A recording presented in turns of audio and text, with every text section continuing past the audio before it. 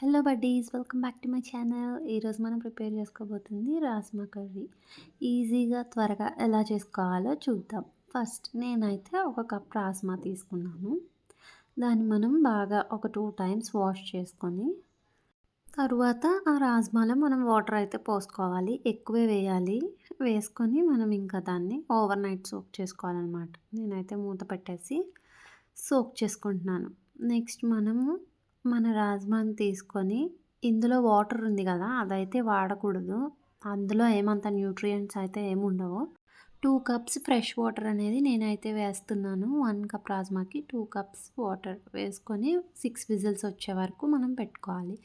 Next మనకు కావాల్సినవి ఒక 3 ఆనియన్స్, 4 టొమాటోస్ అండ్ 5 చిల్లీస్. మనము ఆనియన్ అండ్ టొమాటోని మనం పేస్ట్ అయితే చేసుకోవాలి. అందులో ఇంకా మనము మసాలా లైక్ జీలకర్ర, మిరియాలు, యాలక్కాయ, లవంగాలు ఇవైతే వేసి నేనైతే గ్రైండ్ చేసేస్తున్నాను అనమాట. బాగా స్మూత్ కన్సిస్టెన్సీ అనేది రావాలి.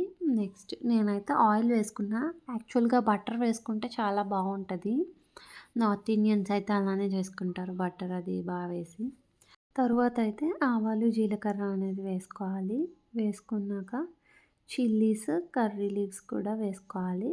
ఇవైతే లైట్ గ్రీన్ కలర్లోకి రావాలి. వచ్చిన తర్వాత మనం స్మూత్గా గ్రైండ్ చేసి పెట్టుకున్న ఆనియన్ అండ్ టొమాటో పేస్ట్ అయితే వేసుకోవాలి. నెక్స్ట్ అది యాడ్ చేసుకోవాలి.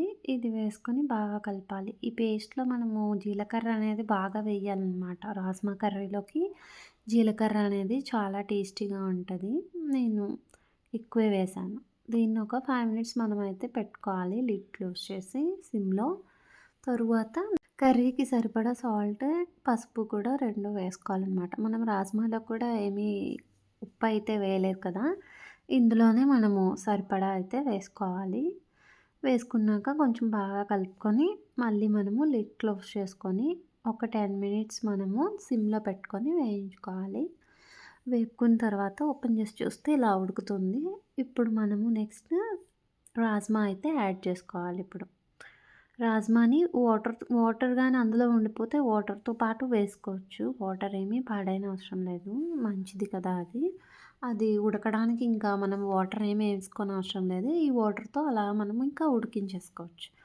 నెక్స్ట్ ఇంకొక 10 మినిట్స్ సిమ్లో పెట్టి ఉడికించి ఓపెన్ చేస్తే కొంచెం ఆయిల్ అయితే పైకి తేలింది. ఇప్పుడు మనము ధనియాల పౌడర్ కొంచెం వేసుకొని జీలకర్ర పౌడర్ కూడా వేసుకోవాలి. ఒక 5 మినిట్స్ సిమ్లో ఉంచి ఓపెన్ చేసి చూస్తే మన కర్రీ అనేది ఆయిల్ అయితే పైకి తేలింది కదా, మన కర్రీ అనేది రెడీ అయిపోయింది. మనం సర్వ్ చేసుకోవచ్చు. నా వీడియోస్ కానీ మీకు నచ్చినట్టయితే లైక్ చేయండి, సబ్స్క్రైబ్ చేసుకోండి. Thank you. బాయ్.